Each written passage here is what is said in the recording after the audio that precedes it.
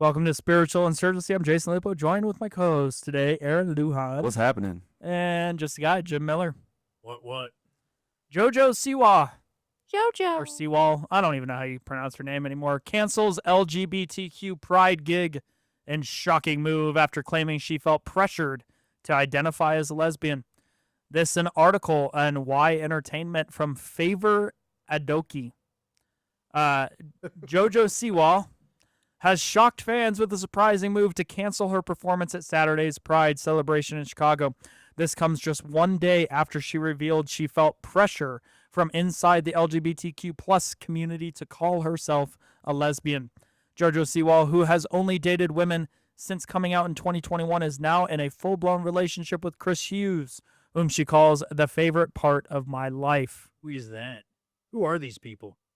I say JoJo. It just makes you think of Mojo Jojo from the Powerpuff Girls. Sorry, guys. I got girls in the house and 5 and 10-year-old and stuff. I have to watch some of these things sometimes. He likes it though. But who's Chris Uwas? Chris Hughes is a television host and sports presenter. In 2017, he appeared on the third series of the ITV2 reality series Love Island. Okay. After which he embarked on a music career alongside co-star Kem Sitney and the duo Chris and Kem. That's all I know. That's all that I got quickly from a Google search. Reddit just now. You're like, it was on the interweb. That's how I know. And then the JoJo's the dance, because I'm familiar enough with it because I have to watch this with the kids sometimes, or I did the dancing moms or whatever, right? With the lady that got in trouble with the legalities. That JoJo was the girl that danced. That was the star one or whatever, right? If I remember right. I mean, I would love to see this swing further, Aaron. I would love to see JoJo, because all of her stuff has been very risque, even though she has most of her fan club is young girls and teenage girls. And I would love to see her shift so far back that she becomes an actual role model. Culture warrior. A culture warrior and a role model for these girls. Because if you look at all of these child stars that have been corrupted, they've been corrupted by the left in order to continue to move the culture left. And it's only going to take somebody like JoJo, somebody like what was Hannah Montana, right, to shift that culture back to reality and back to where we have Disney Channel characters who can actually show children what is proper in life, not the Disney Channel that we currently have, which, my gosh, you should see what comes out of these kids' mouths after watching that crap and the way that they act. Yeah, I mean, that would be a beautiful thought, right? But I don't think it's going to happen. The Babylonian system will not authorize that type of behavior. So I'm in a fantasy world now? You are. You are. Ladies and gentlemen, Jason and I have traded places. Jason Lupo is now in idealism world, and I'm now in reality. No, I think that this is awesome. I think it does a couple things. It exposes the fact that this LGBTQ XYZ plus agenda is manufactured. It's pushed on the culture by design. It's highly financed. It's highly thought through. It's nothing about it is organic. It's brought to you by the Fortune 500 corporations. Everybody knows that now because she's admitted it.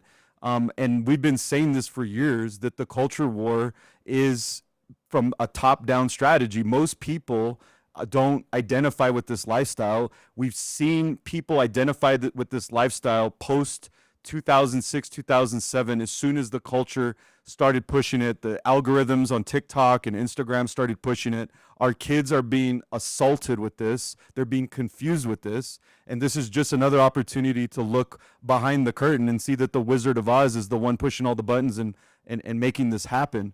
I'm really proud of my 10-year-old daughter, my middle daughter, who's not, at the time I think was 6 or 7 or 6 or 5 or 6. She was wearing the bows and she kind of liked JoJo. And then one day she came up to me and her mom and said, you know what? I don't think JoJo's good.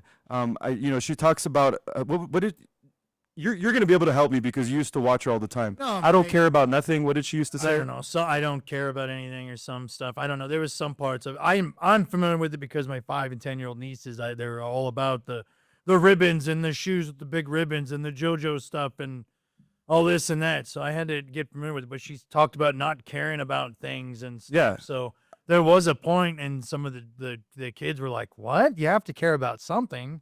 Yeah. Kind of thing, because it was being I don't care. And the other part with what you're talking about, I do agree with you.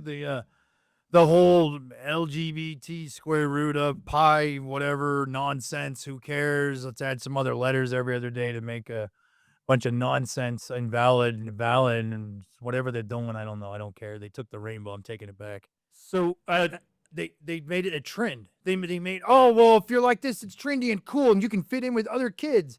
You're different because you're LGBTQs, Z's, Y's, whatever. And you're like, what? No, you're just a quirky kid, man. Be a quirky kid. Relax. So I noticed it with some of the other kids at my kids' school and stuff. And they're like, oh, I'm this and that because on TV they show. So they were turning into some trends. And It's grooming. And I was like, nah, I'm good. I'm good. And let's not even sugarcoat it. We know within that community, there's a lot of predators Oh yeah. in that and masquerading as liberators or some kind of other obscure titled crap. So I know that we I may live in a fantasy world for a second, but I've been watching Forrest Frank blow up TikTok for quite some time now. He's got over 1.7 million followers. Forrest Frank is a Christian artist. He has a song that has turned into a very popular TikTok dance that's probably been redone close to 1 million times, has tons of millions of views. The Savannah Bananas. Smith's new song. The Savannah Bananas, Banana Ball. He's like the Michael Jackson of Generation Z, I would argue. But going back to this for a second, the Savannah Bananas, Banana Ball, all of the players did this dance, posted it all over TikTok. It's garnered a ton of views. There are some inspirational characters that are breaking through on TikTok that are influencing today's culture, that are battling the JoJo Siwas of the world. Let's just hope that JoJo kind of comes back around like some of these other artists have come back around. And he's a Christian musician. Is that what you said? Yeah. I mean, it didn't Eminem kind of go back to some Christian roots here? No, never. He's deepened his roots into Satanism. I've never seen any indication of Eminem being Christian. I thought in the last like couple months. Oh, maybe so. Yeah, I thought in the last couple months That's he's kind of Newsbreak. become a Christian. That's a news break for me. Really? I'd have to look it up. Wow. I'm a hip hop head, As guys. far as I know, with music, the only new song I know that came out was Will Smith's song. Will Smith had a new song. Men in Black? Didn't like it. No. I saw one of the kids showed it to me. I was like, what? What is this? And then I don't know. You got to look at it, and then if you ever seen the So let me play this for you. yeah, You guys interested? Let me. Yeah, let's do it. yeah, why not? Let's see what's going on there. I might just dance. This is Eminem 3 months ago. Acquired 1.2 million views. Eminem, Every Moment, Jesus, I Need You. Jesus, I need you. Every moment I need you. Heal now this grace-filled heart. Sing out your praise forever. Christ before me, Christ behind me. Your love surrounds me, never failing.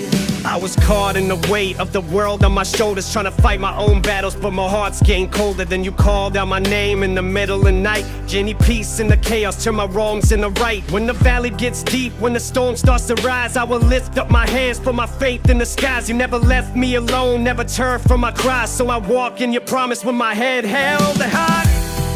You lead from ashes, you heal the broken, you lift the weak up, your word is spoken.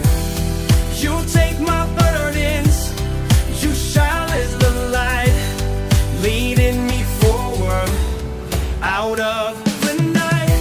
Jesus, I need you, every moment I need you. Can't have this grace-born heart. Marshall Mathers, welcome to the kingdom, brother. That is beautiful, man. I did not see this coming. Jesus can transform, change, redeem, restore anybody, anytime, anywhere. I mean, I remember Eminem releasing an album in a bathtub full of blood in like some sort of satanic pentagram thing. And if you listen to the song, he wrote about killing his ex-girlfriend and the detail in which he was going to, cut up her body. I mean, I thought this guy was beyond the pale. He was gone. He was lost. He was headed for the abyss forever, never to be found again. But guess what? I underestimated the king, apparently. That's pretty cool. Yeah, I'm trying to do a little bit of research to figure out who kind of started shaping him a little bit. Um, By the way, 8 Mile is a great movie. I actually really like that movie. Rap battles. Do you want to do a rap battle right now, Jason? I will lose that battle. Okay. How about you, bro? You want a rap battle? You want to fight? I'll fight you. I'm not fighting this guy. He's a Marine. I ain't word talking you. It's a big time. No, we will not fight. But no, I'm surprised too. I mean, like I'll be honest, I liked you know, when I was younger, I liked a lot of Eminem's stuff, especially like his first stuff he comes out with. It's just songs and stories and pretty rebellious and extra, and I'm fine with that. That was more my speed at the time. Yeah. This does shock and surprise and on me, but like I said, I mean, he has daughters and stuff, so maybe it's got something to do with that. If I had to guess and just throw it out there, I mean, I don't know a lot about the stuff he does, but I do know, like, even like his daughter's mom, he took her back to rehab and try to help her and pay for her stuff. I mean, he's always kind of sounded mad and grumpy, but it's over the years, to be frank, and just a few things I know, he's always tried to do good things in the community and help poor kids and stuff. Even when he had the albums like you're talking about with the cover being bloodbaths or whatever, but he's always trying to seem like he tries to do okay, like in the real world, not the entertainment industry part. So, and he does have daughters, like I said. That's a big changer for a lot of us, having kids and especially daughters. Your perspective shifts a bit, and your focus and your priorities. Eminem joined Jelly Roll on stage just a couple days ago. I mean, Jelly Roll's another really cool story of kind of redemption and coming back into reality and coming to Jesus Christ. And it's guys like these that have lived these hard lives that I think are able to resonate with so many Americans and so many people across the globe. Well, in that's terms of their ability to have that Paul redemptive story. that speaks to the true gospel of Jesus Christ. This is not the buttoned up Joel Osteen, we got it all ironed out, perfect, big evangelical church. You got to come clean before you enter the house. That is a false gospel. The true gospel is Jelly Roll, Eminem, people that are down and out, that have no hope, that are looking for redemption, that are looking to be saved. And Jesus comes for the least of these. And it's not the Protestant Inc. version of the gospel.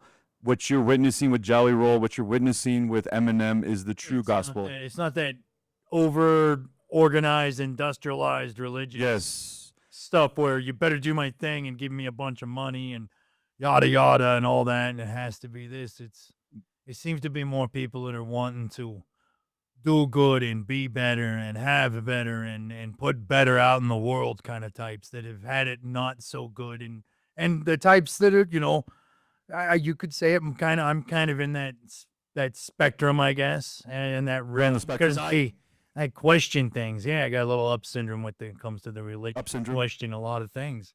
I do. I question a lot of it. I don't like a lot of it. I think there's good stuff in the good word and the book and this and that, even with the formatted and manipulated ones, because I can read and question everything, and I don't like being manipulated, and I don't like being feeling like I'm being manipulated, and I don't like being charged or forced or obligated or maneuvered into being leveraged to do X, Y, or Z. And if I don't do it the exact route and way that they decide, they get all mad, like, oh, well, you're not this. And it's like, I'm questioning things and just trying to figure it out. I thought that's what we're supposed to do. I was like, even the book says that question things and be cautious of organized, leveragey, weird obscurities and things, and watch for those that are trying to make you do it their way instead of finding your own route or path. So to redirect this conversation just a little bit and stay on the gospel message, this idea of Muslims converting to Christianity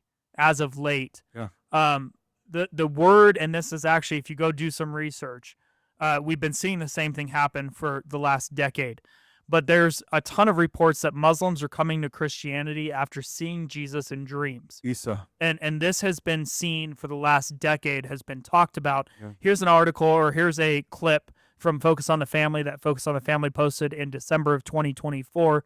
Let me pull this up for 1 second here for you guys. A third to a quarter of Muslims who come to faith in Christ are because they have a Jesus dream. What happens is, and this shows that the dreams are not just subjective, but there's something objective really going on, is that the dream will point them towards something else that will explain the gospel and lead them to faith. So I'll give you an example. There's a woman named Noor in Cairo, mother of several children, Muslim woman. She has a Jesus dream. Jesus appears to her. She feels the love, the grace. She's never experienced this before. She's talking to Jesus. They're walking along a lake. And she said, Jesus, tell me more, tell me more. And he says to her, my friend will tell you. And she said, who's your friend? And then she realized there was another man walking with them. And Jesus said, my friend will tell you. Well, she wakes up from the dream. Next day, she goes to the crowded marketplace in Cairo. And she sees the man from her dream, the exact man who had been walking next to Jesus. And she goes up to him and says, you. And the guy, whoa, what's going on? He said, you were in my dream. Same glasses, same face, same clothes. You were in my dream. And the guy says, did you have a dream about Jesus? And she said, yes. Well, he was a missionary. And the only reason he had come to that crowded marketplace that day is because he felt God leading him to go to that crowded marketplace on that Friday. And then so he opens the Bible and he shares the gospel with her. So this is what generally happens. So this tells me this is more than just something going on in somebody's head. This is something supernatural going on. And this is the pattern that we see. It's happening around the world. The prophecy that was spoken in Scripture is coming true. If you look at just some of the numbers, as Jason was playing that, I was looking at some statistical evidence. A 2020 Gammon survey found that 1.5% of Iranians identify as Christians. They all had converted from Islam. House churches are growing rapidly with estimates of hundreds of thousands of secret believers. Now, it costs something to be a believer in Iran. It's actually a death sentence if you're openly worshiping Isa. And so the fact that Iran is watching hundreds of thousands come to Christ with that persecution over their head speaks to this trend. Algeria, over 100,000 converts reported amid crackdowns on churches just in the last couple of years. Despite Taliban rule in Afghanistan, underground churches report thousands of converts, according to Voice of the Martyrs. Indonesia, tens of thousands of converts. I mean, this is happening, I think, because there's a disillusionment with Islam, and there's a lot of violence, there's a lot of oppression, there's just this lack of spiritual fulfillment, and I think that the church has been stepping up. I hope to get a Iranian Christian leader in studio this week. He's in Colorado Springs to talk about some of this, because is this happening more overseas, more states, overseas, more third world countries, yes, more first world countries? The church is growing the fast. I'm sure, like what you're saying, people are like, dude, all they're doing is telling my kids to go strap a bomb and kill people, or go shoot up a bunch of people, or oppress their neighbors and stuff. I'm sure that's got a big portion to do with it, because I'd be pretty mad too. Well, the Christian church has always grown under persecution. I mean, if you look at the early church, it was when Christianity was illegal that it grew. They had to literally concede and make it legal because it was growing so fast under. Like the old story of the foot dragging the foot to make half the fish, and the other dude do the other half of the fish on the ground.